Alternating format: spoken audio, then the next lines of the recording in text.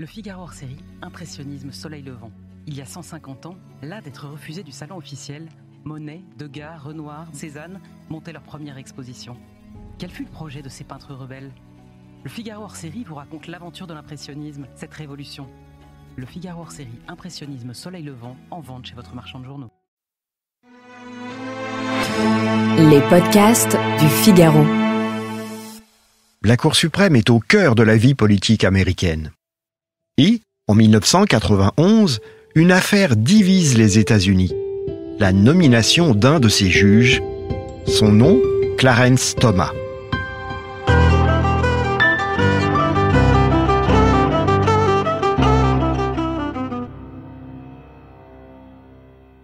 C'est le candidat que le président de l'époque, George Bush père, présente au Sénat pour le siège à pourvoir à la Cour suprême.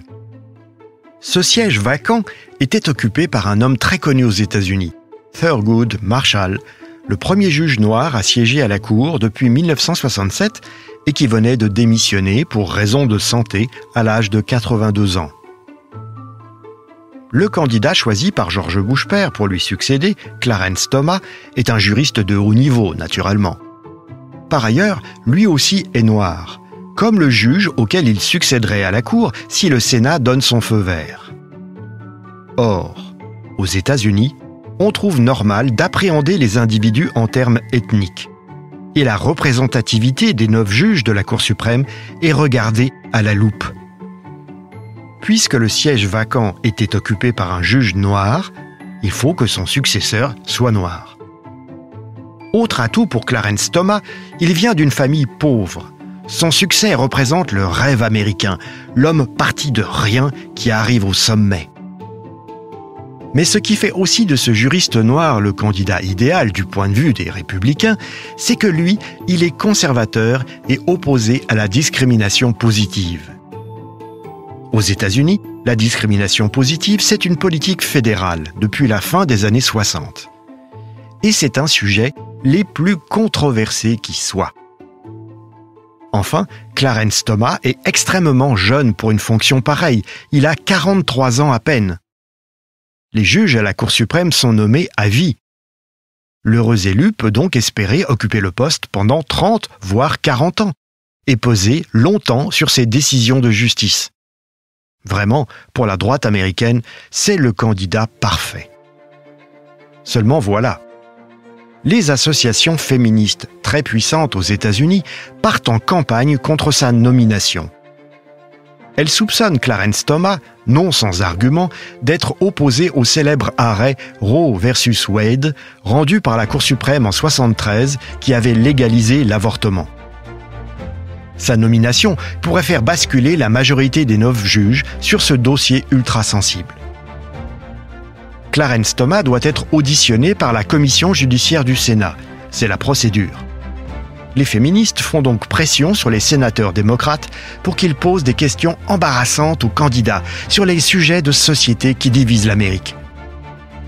Mais Clarence Thomas s'en sort bien et évite les pièges. C'est alors qu'intervient Anita Hill. Cette femme de 35 ans, noire, républicaine, universitaire, a été la collaboratrice du juge Thomas pendant 2 ans. Or, dans la presse, elle l'accuse de l'avoir harcelé sexuellement 10 ans plus tôt. Le candidat crie à la diffamation. Féministes et aile gauche des démocrates prennent fait et cause pour Anita Hill. Les républicains, de leur côté, soutiennent Clarence Thomas avec le même empressement. L'affaire prend une ampleur nationale. Le Sénat décide 3 jours d'audition supplémentaires. Les parlementaires entendent tour à tour l'accusatrice, l'accusé et leurs témoins respectifs. Ces débats sont retransmis en intégralité par les plus grandes chaînes de télé des États-Unis.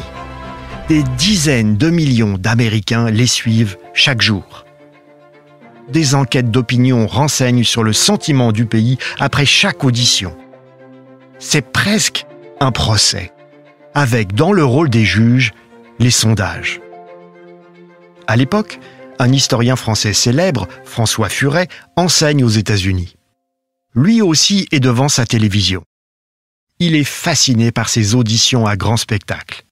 Il écrit dans la revue Le Débat « Il faudrait un talent de romancier pour en faire revivre l'intensité, la richesse, la tristesse, le comique et le ridicule aussi. » Anita Hill et ses soutiens perdent la bataille de l'opinion à plus de 2 contre 1, observe l'historien. Furet constate un fait crucial.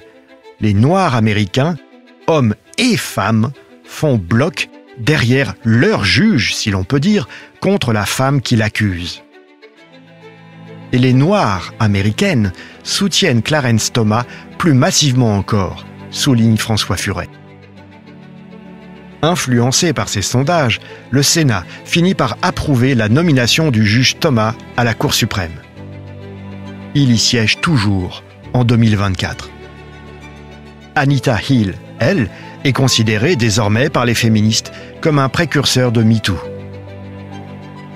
Mais François Furet, à l'époque, en tirait une leçon toute différente. Selon lui, les Américaines noires percevaient le féminisme comme un mouvement bourgeois, de femmes blanches, upper class, qui ne les représentaient pas. Leur soutien dans cette affaire est allé aux représentants de leur communauté ethnique, pas de leur sexe. Si la controverse entre Clarence Thomas et Anita Hill a tant marqué, c'est que, dans cette affaire, le camp supposé des minorités s'est entredéchiré.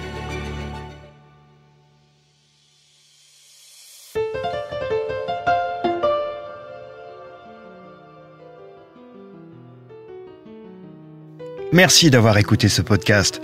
Je suis Guillaume Perrault, rédacteur en chef au Figaro. Vous pouvez retrouver le Moment Histoire sur Figaro Radio, le site du Figaro et toutes les plateformes d'écoute. À bientôt.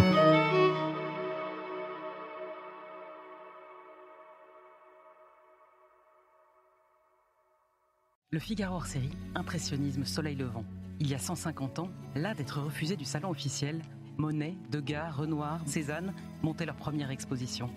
Quel fut le projet de ces peintres rebelles ? Le Figaro hors série vous raconte l'aventure de l'impressionnisme, cette révolution. Le Figaro hors série, Impressionnisme, Soleil levant, en vente chez votre marchand de journaux.